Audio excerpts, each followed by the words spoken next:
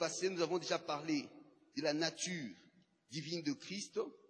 Aujourd'hui, nous voulons toucher au troisième élément et au deuxième élément de sa nature, c'est son humanité. Nous voulons parler de l'humanité de Jésus. Nous allons parler plusieurs fois de sa divinité, combien il était Dieu, combien la Bible parle plusieurs fois. Mais j'aimerais que nous puissions lire d'abord un texte de la Bible, Philippiens. Philippiens chapitre 2, le verset 5 à 8. Philippiens 2, 5 à 8.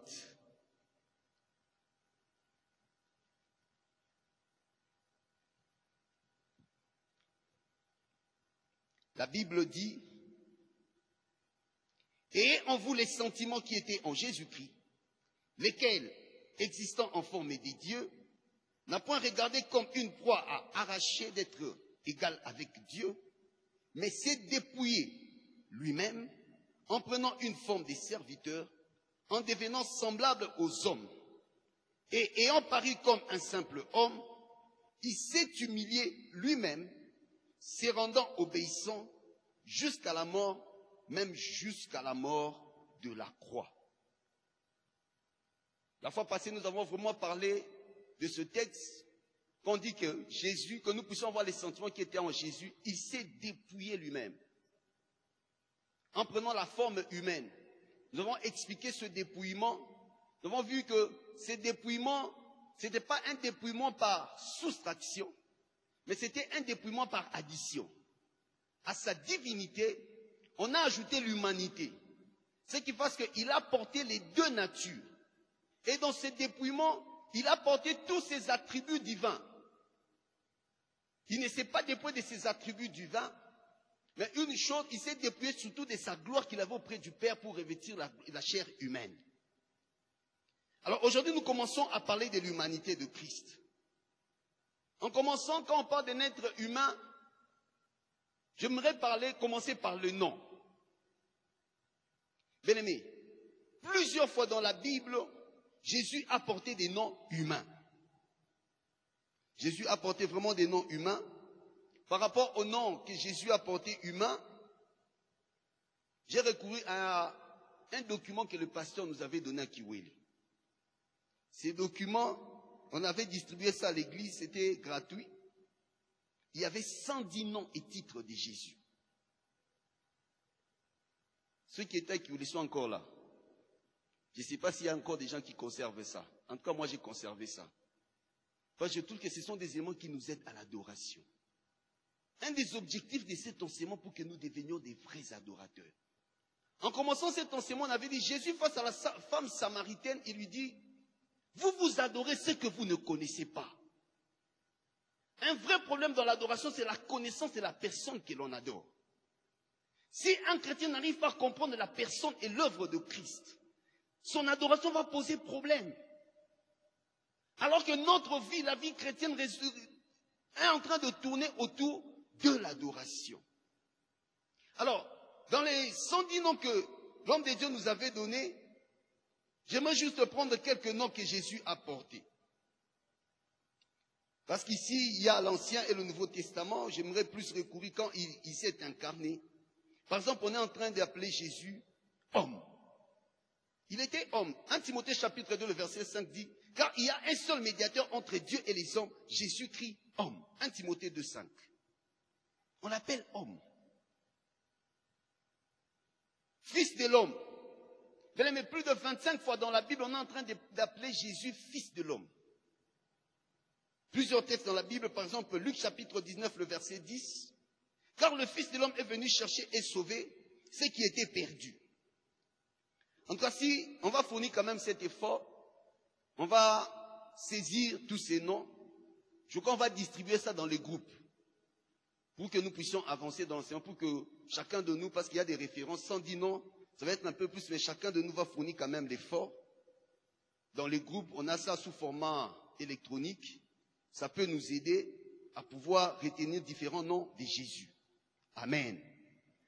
Là, ça peut nous permettre d'avancer un peu vite dans notre enseignement. Amen. Jésus porte plusieurs noms humains. Plusieurs noms humains. Deuxième élément que nous voulons parler, dans l'humanité de Christ. On parle des noms. Deuxième chose, nous allons parler de la nature humaine. Jean chapitre 1, le verset 14. La Bible dit, « Et la parole a été faite chair, elle a habité parmi nous, pleine de grâce et de vérité, et nous avons contemplé sa gloire, et une gloire comme la gloire du Fils unique venu du Père. »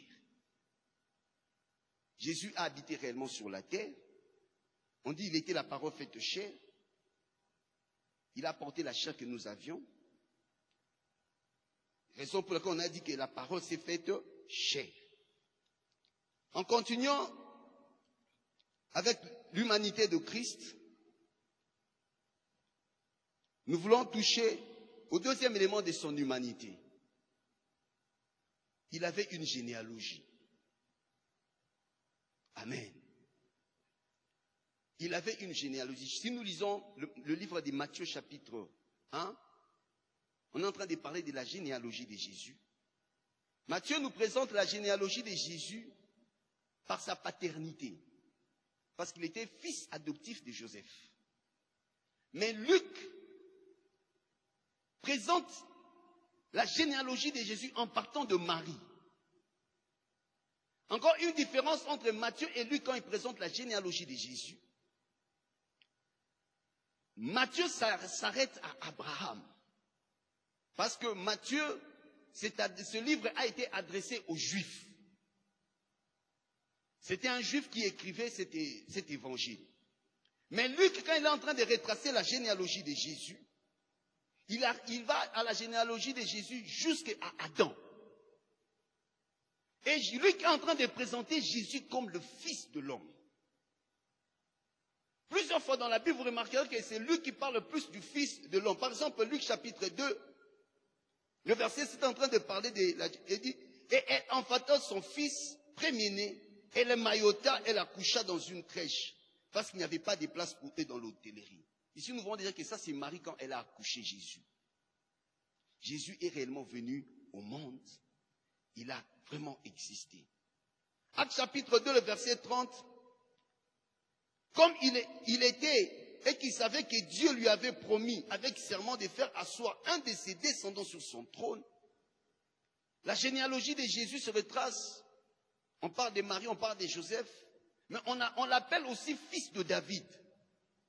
Parce qu'il est de la généalogie de David. Donc quand quelqu'un peut être retracé dans une famille, on ne peut pas douter de son existence. Humainement, Jésus a existé. Plusieurs textes dans la Bible. Acte chapitre 13, verset 23, Acte 13, 23, la Bible parle, c'est de la postérité de David que Dieu, selon sa promesse, a suscité à Israël un sauveur qui est Jésus. La postérité de David.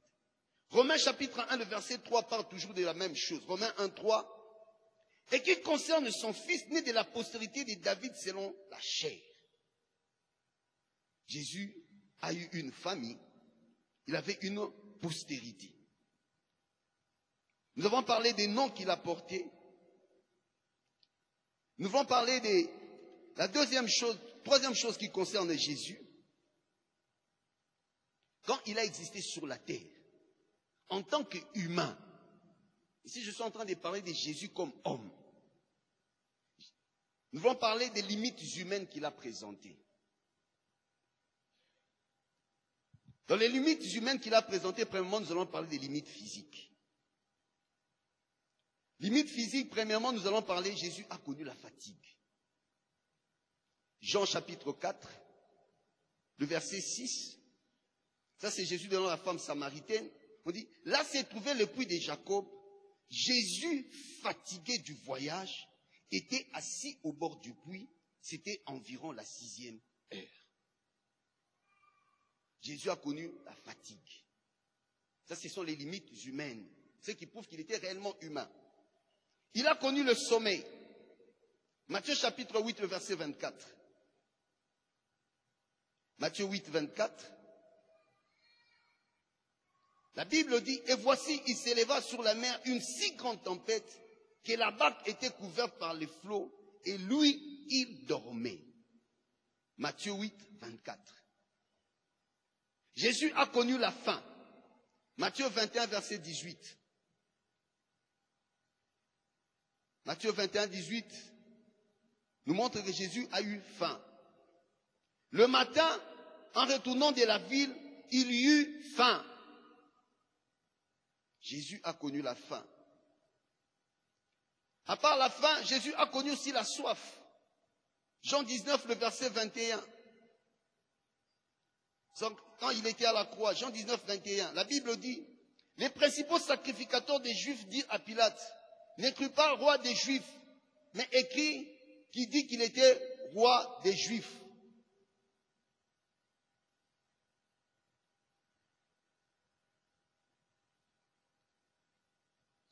Je m'excuse, là je me suis trompé un peu des textes.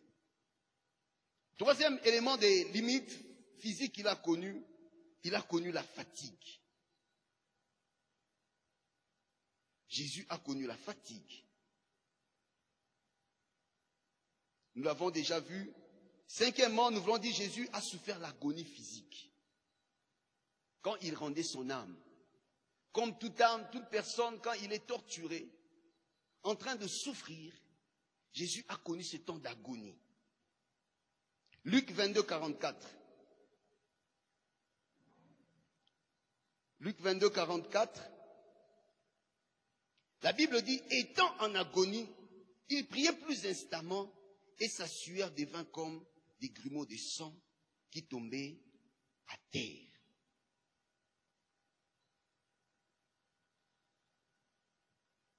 Sixième élément, Jésus a connu la mort. En tant qu'humain qui a existé, il a connu la mort. 1 Corinthiens chapitre 15, le verset 3. 1 Corinthiens 15, 3, la Bible dit, je vous ai enseigné avant tout, comme je l'avais reçu, que Christ est mort pour nos péchés selon les Écritures. Ce sont des choses que Jésus a connues du point de vue physique. Et il y a un dernier élément que j'avais sauté peut-être, c'est la croissance. Jésus a connu la croissance. La Bible dit, il croissait en stature et en grâce devant Dieu et devant les hommes. Dans la croissance, Luc chapitre 2, le verset 52, Luc 2, 52,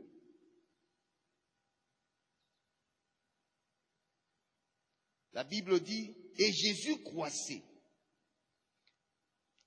en sagesse, en stature, en grâce devant Dieu et devant les hommes.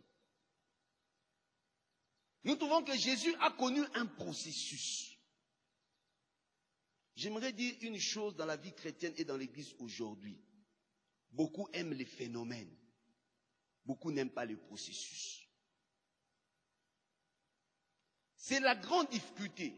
On va parler de la différence entre le premier Adam et le deuxième Adam. Le premier Adam a été le résultat d'un phénomène. Il n'a pas subi le processus. Ce qui fait que le premier Adam a connu la chute. Parce qu'il a trouvé tout lui était donné. Mais le second Adam a connu tout un processus. Il a été conçu, il est venu au monde, il a grandi, il est en train d'exercer le ministère et ce qui est bien, jusque-là il entend encore son épouse. Le second Adam, quand il y a besoin d'épouse, on lui crée une épouse. Il dort, il se réveille, il y a une femme. Le premier Adam. Mais le second Adam, il n'est pas le résultat d'un phénomène. Il est le résultat d'un processus. Dieu veut engager ses enfants dans un processus pour que dans les processus, on acquiert la maturité. Le premier Adam n'a pas connu ce phénomène ici de la maturité parce qu'il est déjà mature. Il a trouvé des choses comme ça. Mais ne cherchons pas à voir des choses du coup qui tombent. Non, Dieu n'est pas un magicien. Dieu fait amorcer ses enfants dans un processus. Si son fils qui est venu au ciel, il pouvait venir aussi en tant que Dieu parce qu'il était Dieu. Mais sur la terre, Dieu l'a fait engager dans ces processus. Bien aimé, en étant enfant de Dieu, évitons des choses qui viennent comme du coup, comme ça. Ça peut arriver. Dieu est souverain. Mais quand Dieu t'amorce dans un processus, accepte d'entrer dans le processus de Dieu. Dans le processus, on développe le caractère. Dans le caractère, il y a la patience, il y a la douceur. C'est là que les fruits de l'esprit se développent dans le processus. J'aimerais dire à quelqu'un, tu es dans le processus de Dieu. Ne te précipite pas. Ne fais pas des comparaisons avec quelqu'un. Si tu as reçu Christ dans ta vie, si tu marches avec Christ, le processus dans lequel tu es engagé, tu y arriveras avec Dieu. Alors, quand on est en train de parler de la croissance, Jésus-Christ croissait en sagesse, en stature et en grâce devant Dieu et devant les hommes. Quand on parle déjà de la sagesse, nous allons voir les limites intellectuelles et morales que Jésus aussi a manifestées. Dans les limites humaines qu'il a manifestées, nous allons d'abord parler des limites physiques. Et nous allons parler des limites. Nous allons dire une chose, Jésus était assujetti aux conditions de la croissance physique, mentale et morale. Je reprends, Jésus était assujetti aux conditions humaines de la croissance physique, mentale et morale. Quand il était enfant, il agissait aussi comme un enfant. Parce qu'il était humain. Des fois, nous voulons être durs envers d'autres personnes à l'église alors qu'ils sont dans un processus. Il vient à peine de recevoir Christ. Il est en train de se battre pour se relever. Il y a des choses auxquelles il était habitué. Il doit abandonner ses habitudes. Mais nous attendons de lui tout le phénomène directement, une transformation brusque. Jésus a grandi. Nous trouvons aussi que dans les limites intellectuelles et morales qu'il a manifestées, ça c'est en tant qu'humain. Marc chapitre 11, le verset 13. Ça c'est quand Jésus a maudit le figuier. La Bible dit, apercevant, Marc 11, 13, apercevant de loin un figuier qui avait des feuilles, il alla voir s'il y trouverait quelque chose, et s'étant approché, il ne trouva que des feuilles, car ce n'était pas la saison des figues. Humainement parlant, ça, il n'avait pas encore agi en tant que Dieu. Il avait fait un mauvais jugement en tant qu'humain. Il croyait que dans l'arbre, il allait trouver des fruits, mais il n'y avait pas de fruits. Dans la Bible, si nous n'arrivons pas à faire la différence, quand est-ce que Jésus est en train d'agir comme humain, quand est-ce que Jésus est en train d'agir comme un Dieu, nous risquons de verser dans toutes ces religions hérétiques qui confondent Jésus à autre chose. Il a manifesté ses limites aussi en tant qu'humain. Dans la limite de la connaissance, Marc chapitre 13, le verset 32. La Bible dit, pour ce qui est du jour et de l'heure, personne n'est laissé, ni les anges dans les ciels, ni le Fils, mais le Père seul. Ça c'est quand Jésus est en train de parler de l'avènement du dernier jour. Il dit, ni le Fils, là en tant qu'humain, il ne connaissait pas le jour. Il ne savait pas quand est-ce que le dernier jour allait arriver. La connaissance de Jésus était sujette à des limites en tant qu'humain. Jésus était limité par sa propre volonté. Ça, j'insiste bien. Les limites qu'il présente physiquement, parce que toujours dans Colossiens chapitre 2, le verset 5 à 8, est en train de parler, il s'est dépouillé lui-même. Personne n'a dépouillé Jésus. Il a agi par sa propre volonté. Amen. On avait parlé de la relation dans la Trinité, je ne peux pas revenir sur cette partie. Et dans ces dépouillements, ce qui passe qu'il est en train de présenter certains éléments que l'humain présente. Troisième élément dans les limites intellectuelles et morales qu'il a présentées, Jésus a été tenté. Amen. Jésus a été tenté. Hébreux chapitre 4, le verset 15. Hébreux 4, 15. La Bible dit, car nous n'avons pas un souverain sacrificateur qui ne puisse compatir à nos faiblesses. Au contraire, il a été tenté comme nous en toutes choses sans commettre de péché. Bien-aimé, Jésus a été tenté. Hébreux chapitre 2, le verset 18. Hébreux 2, 18. Car ayant été tenté lui-même dans ce qu'il a souffert, il peut secourir ceux qui sont tentés. Il peut secourir ceux qui sont tentés. Jésus a connu la tentation. Est-ce que Jésus pouvait pécher? Non. Amen. À cause de la nature divine qu'il portait, il ne pouvait pas pécher, il ne pouvait pas succomber à la tentation. Et Jésus a connu plusieurs choses dans la tentation. J'aimerais parler de deux cas, la comparaison entre le premier Adam et le second Adam. Le premier Adam, nous le connaissons, c'est lui, le père de l'humanité. J'aimerais toucher à quelques éléments, peut-être je ne toucherai pas à tous les éléments. Première chose par rapport au premier Adam, nous voulons dire que le premier Adam a été créé adulte. J'en avais déjà parlé. Le deuxième Adam, il est né, il a connu la croissance. J'ai parlé déjà du phénomène et du processus. Deuxième élément de comparaison entre le premier Adam et le deuxième Adam. Le premier Adam, il est venu dans un monde parfait. Le deuxième Adam est venu dans un monde déchu.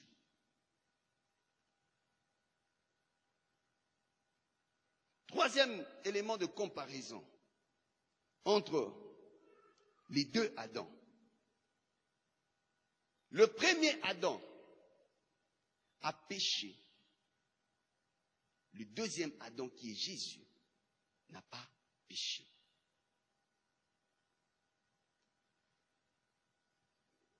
Quatrième élément entre les deux Adams, c'est devant la tentation. Devant la tentation, le premier Adam n'a connu qu'une seule tentation. Le second Adam, tout le parcours de sa vie, n'a connu que des tentations. Amen. Le second Adam, tout le reste de sa vie, n'était que tentation.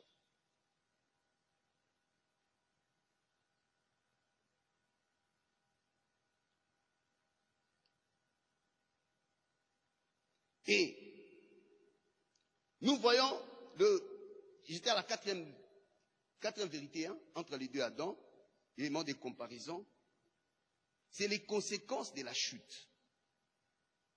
Bien-aimé, le fait que le premier Adam est tombé, c'est l'humanité tout entière qui a été perdue. Mais le fait que le second Adam, il n'a pas connu des péchés, et par lui, toute l'humanité peut être sauvée. Ce qui fasse que ceux qui ne croient pas en Jésus, ceux qui ne croient pas en l'œuvre de la croix, mais ils sont déjà condamnés. J'ai eu des discussions avec les gens de diverses religions, ils disent non, vous les chrétiens, vous dites, vous êtes vraiment égoïstes. Dieu est tellement amour, comment Dieu peut envoyer les gens en enfer? Bien aimé, Dieu est tellement bon, Dieu est tellement amour, il a envoyé son fils pour mourir pour les hommes. Quand les hommes ne choisissent pas la possibilité des dieux, le choix des dieux, l'alternative des dieux, la solution des dieux, bien aimé, eux-mêmes, ils attirent le jugement des dieux sur eux. Alors, par rapport à ces deux Adams, j'ai fait sortir quelques vérités par rapport à nous humains. Première vérité, le diable tente tout le monde. Ça, c'est la première vérité. Quand je compare les deux Adams face à la tentation, ce sont des conclusions que moi, je suis en train de tirer quand je suis en train de voir les deux Adams. Première vérité, le diable tente tout le monde. Deuxième vérité, la tentation peut venir dans les moments favorables ou dans les moments défavorables. Le premier Adam, il était dans un jardin qui était rempli de tout. Il ne manquait de rien. Il était dans les moments favorables. Et le second Adam, il était dans les déserts, dans les moments défavorables. Non, ça veut dire que tu sois dans la richesse, que tu sois dans la pauvreté, tout le monde est tenté. Que tu sois en bonne santé, que tu sois malade, nous sommes assujettis aux tentations. Que tu sois en Europe, que tu sois en Afrique, bien aimé, tout le monde est tenté. Que tu sois homme, que tu sois femme, tous nous sommes assujettis à la tentation. Ne négligeons pas ces choses. Troisième vérité, tout le monde ne cède pas à la tentation. Ça, c'est l'exemple que Jésus lui-même nous donne. Un des buts que nous poursuivons dans cet enseignement, c'est de savoir imiter Christ. La Bible dit, il a été tenté en toutes choses. On dit bien en toutes choses. On n'a pas exclu un domaine dans lequel il n'a pas été tenté. Surtout pour nous qui sommes enfants de Dieu. Bien aimé, si tu es enfant de Dieu et que toi tu tombes toujours dans la tentation, quelque part il y a l'aspect de ta volonté. Les mêmes tentations, troisième vérité. Quatrième vérité, je m'excuse, quatrième vérité. Tous, nous pouvons subir les mêmes tentations. Tous n'allons pas réagir de la même façon devant la tentation. Amen. C'est qui fasse qu'il y a des gens. Je donne deux cas dans la Bible. Je parle de Joseph et de David. Devant la tentation d'une femme. Joseph a résisté. Et ce qui est encore bien avec Joseph, c'était son chef, la femme de son chef. Joseph a résisté. Mais David n'a pas résisté. Mais les mêmes tentations que tu connais, les autres frères et sœurs dans le monde sont en train de connaître les mêmes tentations. Quatrième vérité, la tentation d'une personne n'est pas nécessairement la tentation de l'autre. J'aimerais quand même nuancer ici. C'est Jacques qui est en train de parler, il dit, quand nous sommes tentés, nous sommes amorcés par nos propres convoitises. Il y a des gens, ils ne peuvent pas résister devant l'argent. En tout cas, pour l'argent, laisser passer l'argent. Mais il y a des gens aussi, ils ne peuvent pas résister devant une femme. La tentation d'une personne n'est pas nécessairement la tentation d'une autre personne. Cinquième vérité, céder ou vaincre à la tentation a toujours des conséquences. Céder ou vaincre à la tentation a toujours des conséquences. Bien-aimé, les conséquences de la chute, parce que Adam, le premier Adam, a succombé à la tentation, c'est l'humanité tout entière qui a souffert. Il y a des conséquences. Je ne me veux même pas, parce que chaque fois je veux parler ça, la dernière vérité. C'est lui-même d'abord, le premier Adam. Il a été séparé de Dieu, il a été chassé du jardin d'Éden. Mais pour des choses que le monde est en train de nous présenter, pour lesquelles nous pouvons pécher, nous allons perdre quelque chose devant Dieu. Pour l'argent, pour le sexe, pour le plaisir, pour la position. Mais de fois nous cédons. Mais les conséquences, on paye toujours. Et même aussi ceux qui résistent. Mais il n'y a pas quelque chose qui fait autant de fierté que la victoire que l'on a sur soi-même. Quand on est en train de vaincre sur nos propres faiblesses, quand on est en train de triompher sur des choses devant lesquelles nous étions incapables de tenir dans le temps, dans le passé. Moi, je trouve, j'ai béni Dieu. Surtout, il y a une chose pour laquelle j'ai béni Dieu quand j'ai la victoire sur mes propres faiblesses. Ça, je bénis Dieu.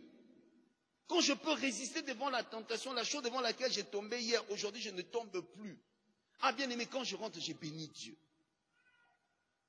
Et la dernière vérité par rapport à la tentation, les conséquences de notre victoire ou de notre défaite ne nous affectent pas seulement nous-mêmes.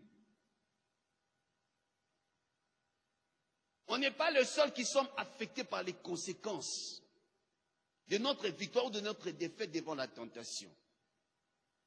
L'humanité tout entière a souffert.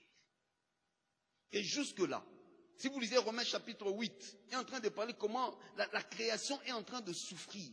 Et la création est en train d'attendre la révélation des fils de Dieu. Parce qu'un homme avait cédé à la tentation. J'aimerais parler à un père de famille. Les choses que tu es en train de faire là, il n'y a pas que toi seul qui va vivre ces choses. La femme peut souffrir. Les enfants peuvent souffrir. Tes frères et sœurs peuvent souffrir. Parce que toi, tu n'arrives pas à résister devant le mal.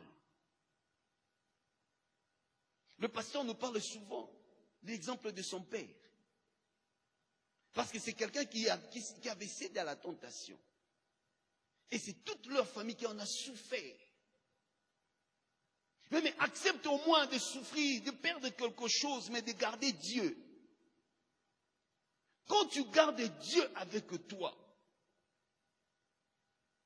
tu es en train de donner quelque chose de plus grand. Il n'y a pas de plus grand héritage qu'on peut donner aux enfants, on peut léguer aux enfants que Dieu. Alors celui qui résiste à la tentation, il est en train de suivre le modèle de Christ. Et Christ, le modèle, les conséquences de la victoire de Christ sur la tentation, et nous autres, l'Église, nous en sommes des bénéficiaires. Parce que Christ, il a résisté. On dit qu'il a été tenté en toutes choses. Il n'a pas. C'est pourquoi il peut sauver tous ceux qui sont tentés. S'il est capable de nous sauver parce que lui, il a résisté à la tentation. Bien aimé, pour aider les autres à sortir de la tentation, il faut que toi-même tu sois capable de résister à la tentation. Et tu remarqueras que tu seras une bénédiction pour plusieurs à cause des victoires que tu es en train de conquérir dans ta vie, à cause des victoires que je suis en train de conquérir dans ma vie face à la tentation.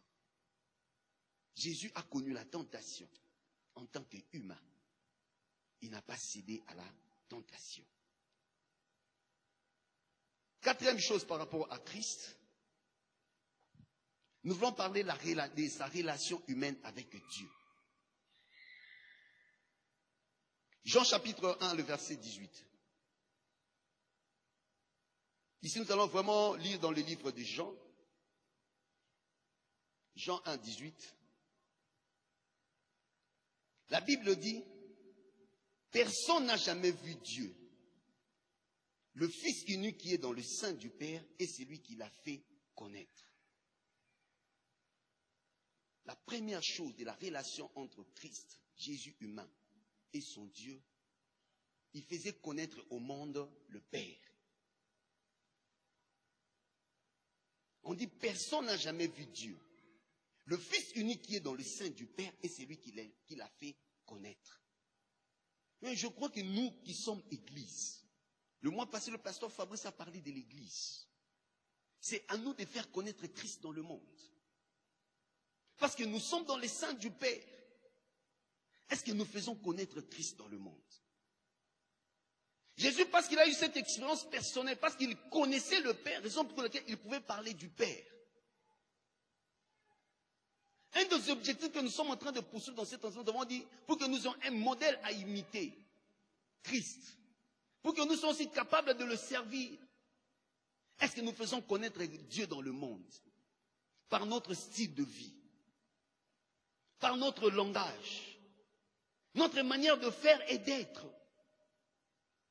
Est-ce que nous pouvons faire connaître Christ? Combien on a du mal à les identifier à Christ? Combien quand on les écoute, on se pose des questions, si on ferme les yeux, est-ce que c'est chrétien ou c'est pas chrétien? Deuxième chose avec Christ, sa relation avec son Père. Il accepte de consentir des sacrifices pour le Père. Deuxième élément. Premier élément, nous avons dit, il fait connaître le Père. Il travaille pour la visibilité du Père. Ça, c'est le premier élément. Le deuxième élément, on est en train de dire, il travaille, il est prêt au sacrifice. Jean chapitre 3, le verset 16. On dit, car Dieu a tant aimé le monde. Il a donné son Fils unique, afin que quiconque croit en lui ne périsse point, mais qu'il ait la vie éternelle. Le Fils est venu souffrir. Il est venu s'offrir en sacrifice. Est-ce qu'il y a encore l'esprit de sacrifice? Est-ce que nous sommes encore capables de payer le prix? Mais pour que nous ayons l'évangile que nous avons aujourd'hui, il y a des gens qui ont versé leur sang. Nous ne voulons pas être seulement l'église qui est dans l'effervescence. On nous promet des choses comme si, bien aimé, le paradis, nous irons au paradis, mais sur la terre, il y a des réalités aussi que nous devons connaître sur la terre. Il y a un sacrifice à payer aussi pour Dieu. Ce qui fasse que des fois quand nous servons, c'est un sacrifice. Des fois quand nous donnons, c'est un sacrifice. Parce que lui-même, il a accepté de s'offrir en sacrifice. Troisième chose, la relation entre le Fils et le Père. Le Père aime le Fils. Jean 3, 35.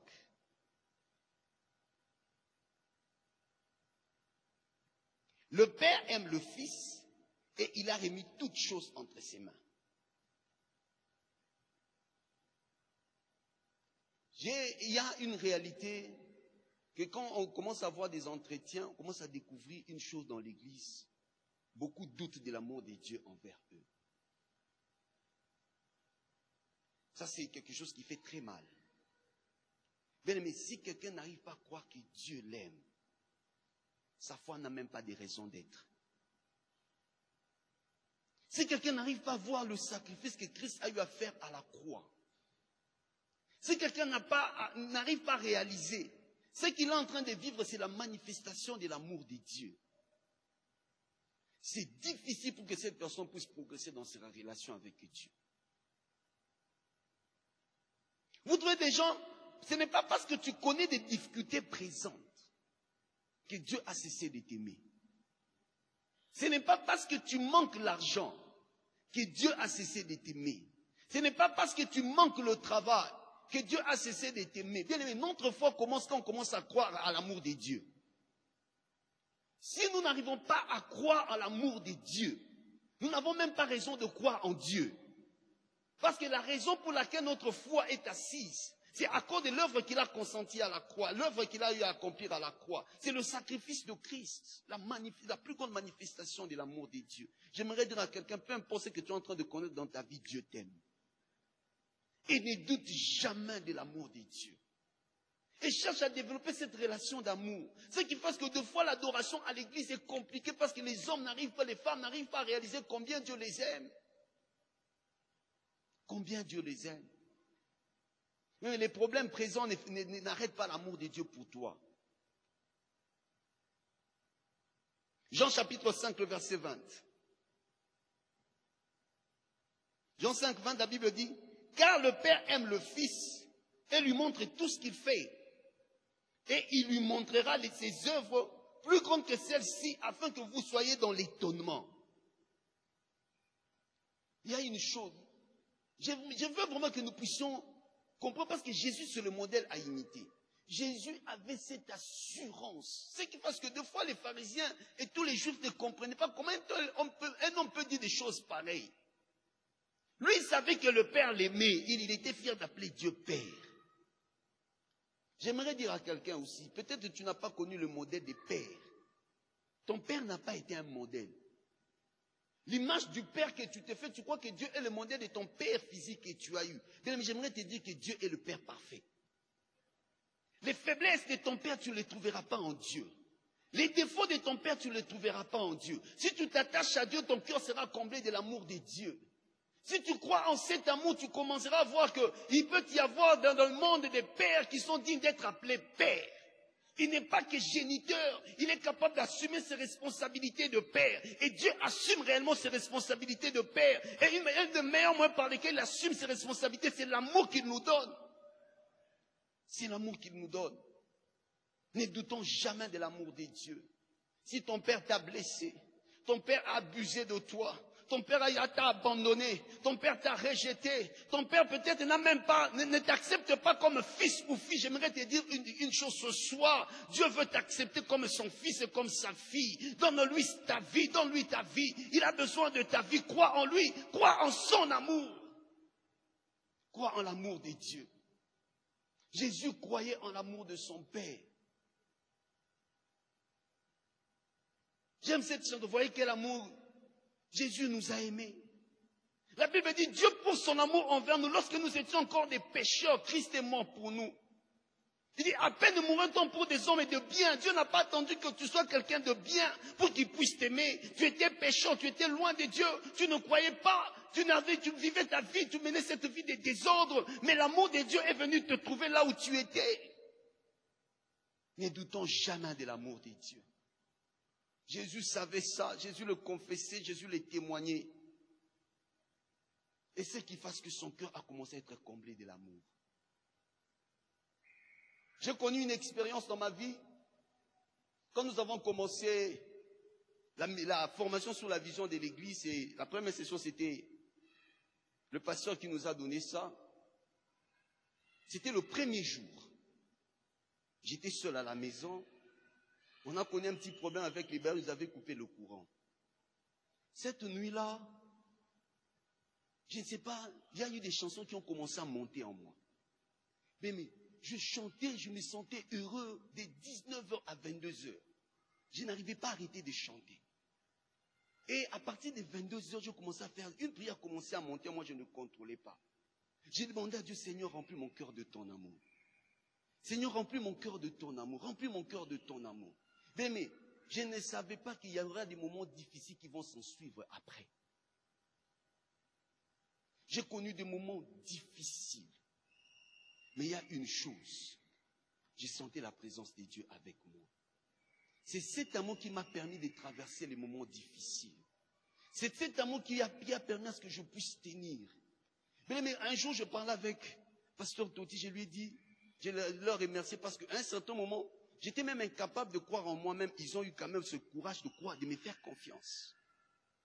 J'avais même perdu cet élément. Mais Dieu a fait ce qu'il a fait concourir des hommes autour de moi qui m'ont fait comprendre qu'il y a aussi l'amour.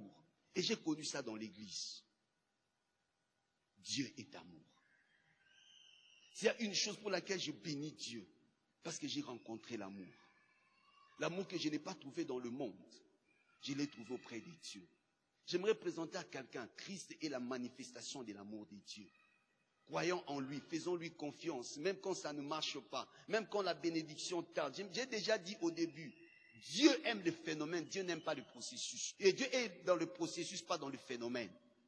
Peut-être que Dieu t'a fait amorcer dans un processus. Toi, tu atteins un phénomène pour que tu puisses avoir une certaine maturité, pour que tu puisses avoir une histoire, pour que tu puisses avoir un témoignage, pour que tu puisses avoir des choses à raconter au monde. Bien aimé, la victoire est belle quand elle est acquise au moyen des luttes et de combats. Même les hommes du monde disent, à vaincre sans péril, on triomphe sans gloire. L'amour des dieux. Quatrième élément de la relation entre le Fils et le Père. Ça, c'est la conséquence de l'amour. Le Fils avait la confiance du Père. Il avait la confiance. Jean chapitre 5, le verset 22 à 23. La Bible dit, le Père ne juge personne, mais il a remis tout jugement au Fils, afin que tous honorent le Fils comme ils honorent le Père. Celui qui n'honore pas le Fils n'honore pas le Père qui l'a envoyé. D'abord, être capable de donner à quelqu'un le jugement, d'être juge des autres. Mais il faut que cette personne puisse mériter sa confiance. Le Fils avait la confiance du Père. J'aimerais le dire même dans nos relations.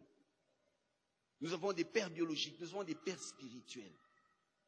Est-ce que nous avons la confiance de ces pères? Mais il y a des choses avec lesquelles on ne joue pas. Vous ne les achèterez nulle part. Et ce sont des choses que Dieu est capable de nous donner. Avoir l'amour de Dieu, la confiance de Dieu. Mais les choses que Dieu est en train de te donner là, l'argent qu'il est en train de te donner, la femme, les enfants, les biens qu'il est en train de te donner, c'est parce qu'il te fait confiance. Comme il a fait confiance au Fils, il lui a donné tout. Mais il dit, afin que tous honorent le Fils comme ils honorent le Père. Ça, j'aimerais toucher au 6e élément entre la relation père-fils. Le Fils honore le Père et le Père honore le Fils. Bien aimé, si tu honores Dieu, Dieu honore ceux qui l'honorent. Jésus savait honorer son Fils, son Père, ce qui fasse qu'à chaque moment, où il pouvait y avoir contestation, le Père honorait toujours son Fils. Lors de son baptême,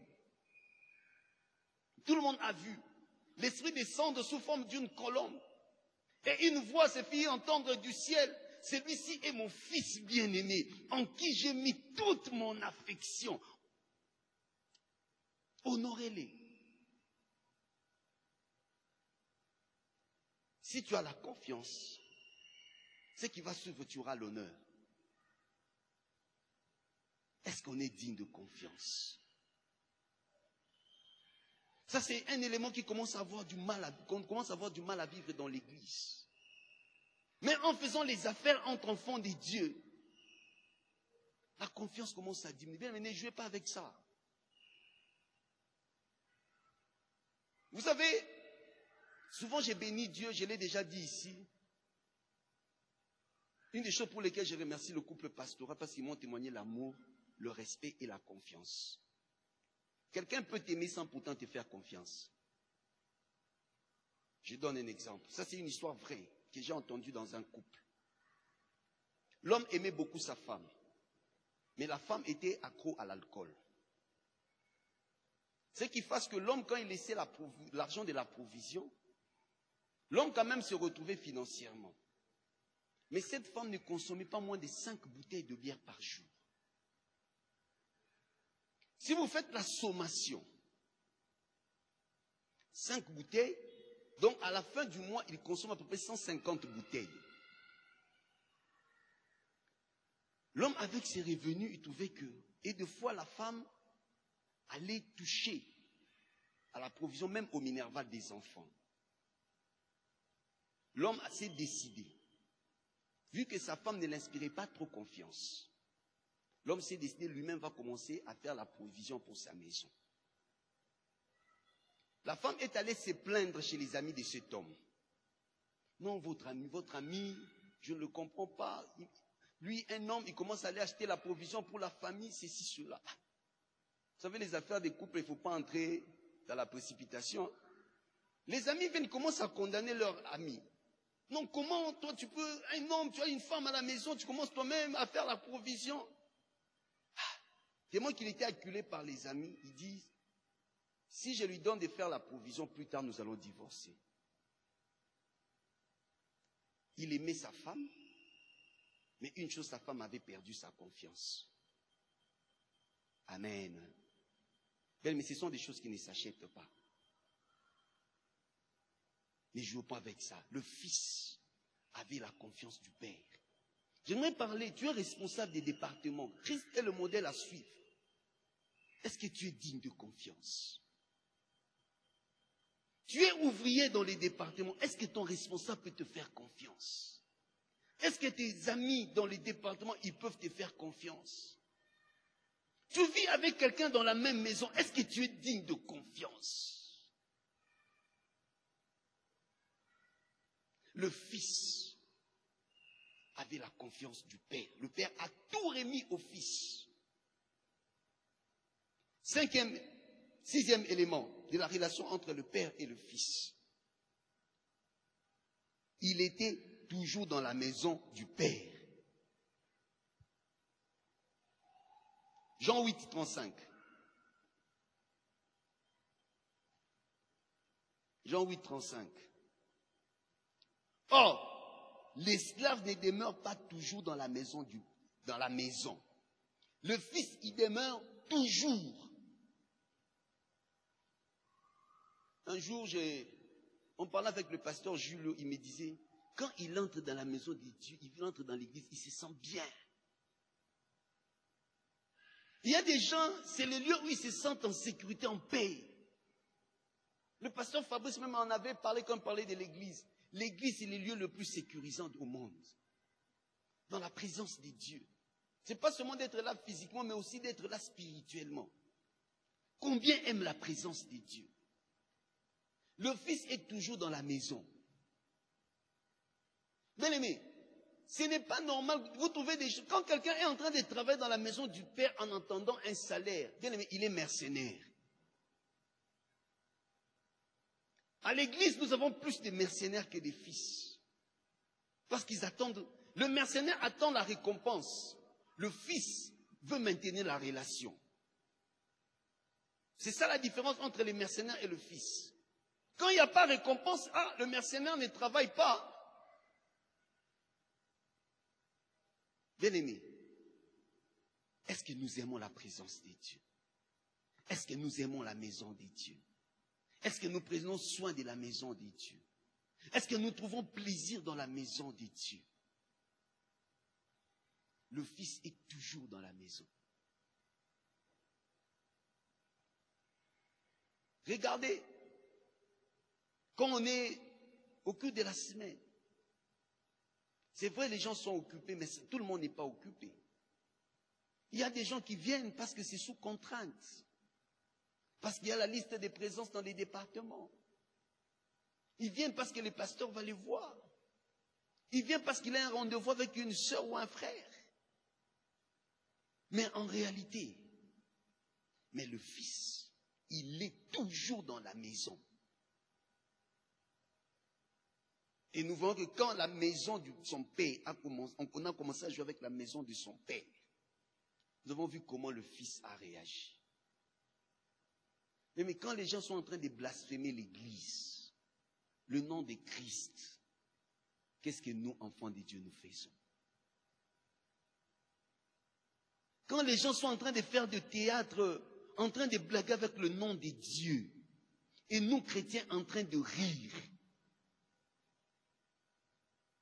est-ce que tu peux accepter que quelqu'un commence à se moquer de ton père que tu respectes?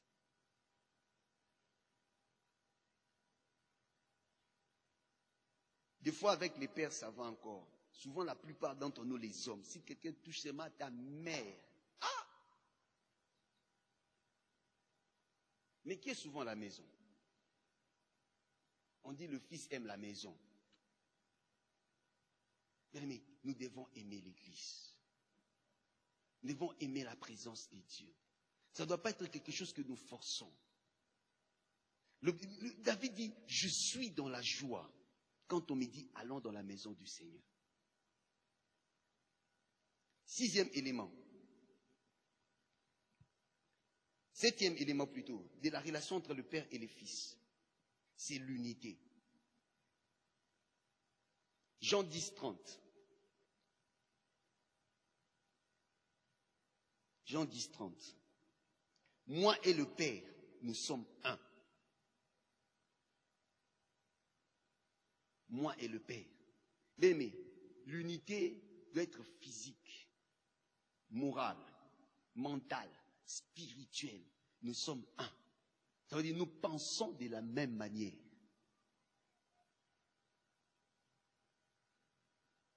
Nous travaillons. Je ne peux pas comprendre que nous sommes fils d'un même Père, que nous puissions nous haïr. S'il y a une chose qu'on ne peut pas trouver au milieu des enfants de Dieu, c'est la haine.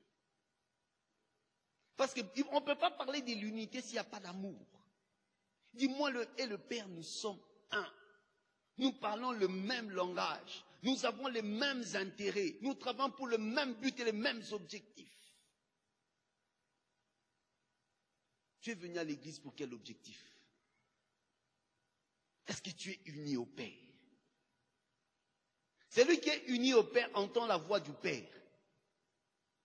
Celui qui est uni au Père fait la volonté du Père. 8e élément de la relation entre le Père et le Fils. Il travaille pour la visibilité du Père. Jean chapitre 10, le verset 32. Jésus leur dit, je vous ai fait voir plusieurs bonnes œuvres venant de mon Père, pour laquelle vous me lapidez vous. J'ai fait des œuvres venant de mon Père. Bien-aimé, tu es de Philadelphie. Est-ce que quand on te voit, parce que peut-être on peut dire que Dieu, on ne le voit pas, ta vie, on peut dire que ça ressemble au Père que Dieu nous a donné ici. Il travaille pour la visibilité du Père. Je me rappelle un jour, mon petit frère est venu de Kinshasa. Il était venu à l'église, beaucoup ne le connaissaient pas. Il y a eu un papa de l'église, un jour il l'a rencontré. Oh, il dit, ça c'est le visage d'Isaïe. Et ce papa-là, quand il vient me voir, il dit, ah, j'ai vu ton frère, vous vous ressemblez tellement. Je lui ai dit, c'est normal, il ne peut pas ressembler au papa du voisin. C'est normal. Le fils ressemble au père. Si le fils commence à ressembler au papa du voisin, bien aimé, c'est suspect. Bien aimé, si tu commences à ressembler à ce papa-là, de l'autre côté, bien aimé, on doit te regarder bien. Nous, les fils du Père, nous ressemblons à notre Père céleste. Nous ressemblons à notre Père spirituel. Nous faisons des choses qu'il fait. Amen. Bien aimé, c'est peut-être ce que les autres papas font dans leurs églises, c'est bien. Peut-être leur vision est bonne. Mais nous, ici, nous faisons les choses telles que Dieu a donné la vision au Père. Et nous travaillons pour la visibilité de cette vision. Tu travailles pour quelle vision? Tu travailles pour la visibilité de quoi? Mais il y a des choses, si vous allez quelque part, si vous voulez vous accrocher à la bénédiction, c'est là même qu'on parle de l'alliance. On s'accroche à l'élément signe qui est attaché au lieu. Quand vous entrez quelque part, quel est l'élément signe? Quand vous entrez ici au temple, l'élément signe est là. On a mis ça devant tout le monde. Bien aimé, ta bénédiction dans cette église dépendra de l'élément signe si tu travailles par rapport à cette vision. Parce que Jésus a travaillé dans la vision du Père. Beaucoup ratent des choses. Beaucoup n'arrivent pas à saisir, à sortir de certaines histoires. Parce qu'ils ne s'accrochent pas à l'élément signe. C'est ce qui fait même l'alliance. Quand il faut réclamer, on réclame en fonction de l'alliance. Je suis telle place, c'est ça notre alliance. Israël réclame des choses à partir de l'alliance d'Abraham. 8e élément. 9e plutôt. 9e. Le Fils est agréable au Père. Non, il fait plaisir au Père. Le Père a la joie de le voir. Jean chapitre 8, le verset 29.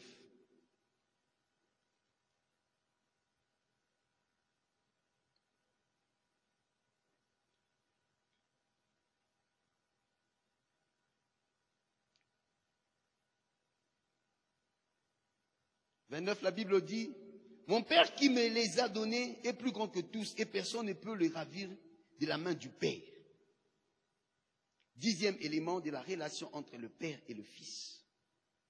Le Père témoigne pour le Fils. Le Père témoigne. Je me rappelle, il y a un pasteur, je ne me rappelle plus c'était quel pasteur. Il raconte l'histoire de leur pasteur. Il dit, il étudiait dans un internat au Bas-Congo. En ces temps-là, il n'y avait pas tous ces moyens de téléphone, de communication. Lors de la proclamation, les parents devaient payer les billets pour aller jusqu'au Bas-Congo. Cette fois-là, son père allait avec son ami. Chacun était en train de parler de son fils. L'autre, chacun disait que mon fils est intelligent, mon fils est ceci, mon fils est cela. Mais bien aimé, le père de ce pasteur-là, il arrive, le fils pour lequel il s'est vanté, le fils a échoué.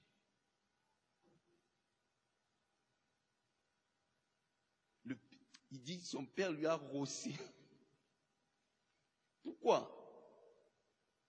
Il faut qu'on arrive à faire la liaison entre les témoignages et les actes que nous posons. Le père témoigne pour le fils. Dieu était capable de témoigner pour Jésus en tant que fils. Est-ce que Dieu témoigne de toi? Jésus avait cette relation avec son père. Le père témoignait toujours à son sujet. Le père rend témoignage de Jean chapitre 8, verset 18.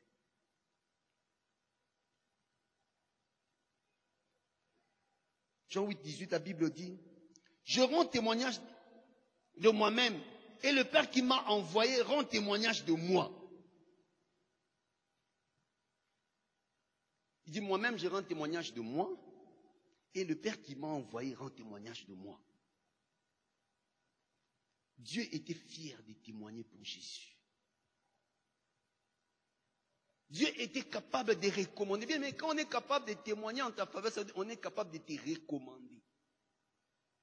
Tu peux me représenter valablement.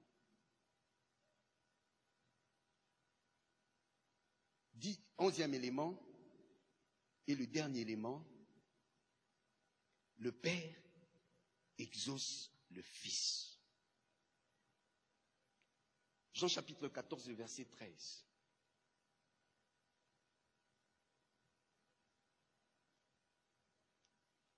Tout ce que vous demanderez en mon nom, je le ferai, afin que le Père soit glorifié dans le Fils. Devant la tombe de Lazare, Jésus est en train de dire au Père, Père, je sais que tu m'as toujours exaucé. Mais un des secrets dans l'exaucement de la prière, c'est la relation avec le Père. Jésus avait une relation tellement de qualité avec le Père. Ce qui fasse qu'il ne demandait que selon la volonté du Père.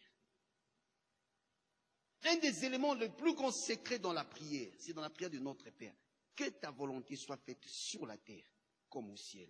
Quand quelqu'un commence à développer une certaine relation avec le Père, il ne demande plus selon sa volonté. Il commence à demander selon la volonté du Père, ce qui fasse que le Père n'exauce que sa volonté. Cette relation, est-ce que nous l'avons avec le Père?